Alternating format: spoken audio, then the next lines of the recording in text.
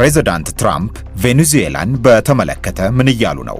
አወዛጋቢው ሰው ከዚህ ቀደም የጊዜ ጉዳይ ነው እንጂ ግሪንላንድን፣ ካናዳን፣ ኪዩባና ፓናማን መጠቅለላችን የአሜሪካ የግዛት አካል ማድረጋችን አይቀርም ሲሉ በተደጋጋሚ ተደምጠዋል።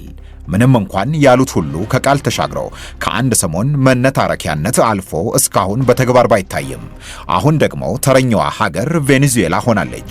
ፕሬዝዳንቱ በሰሞኑ ንግግራቸው የነዳጅ ሀብታሟን ሀገር ቬኔዙዌላን የአሜሪካ 51ኛ የግዛት አካል ማድረግ አይቀርም ብለዋል።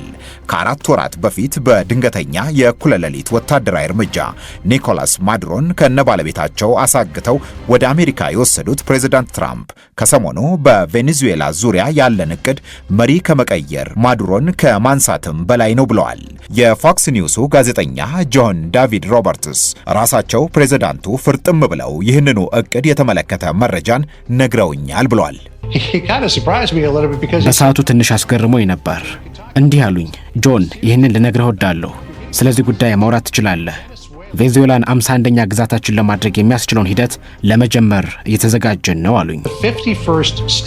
የቀድሞው የቬኔዙዌላው ፕሬዝዳንት ኒኮላስ ማዱሮ ምክትል የአሁኗ ጊዜያዊ ፕሬዝዳንት ዴልሲ ኤሎዌና ሮድሪጌዝ ጎሜዝ ለዚህ የትራምፕ አስተያየት ምላሽ የሰጡት ወዲያውኑ ነበር። እንዲህ አይነት ምንም እቅድ የለንም፣ ወደፊትም አይኖረንም። ምክንያቱም የነጻነታችንን መንገድ እንወደዋለን።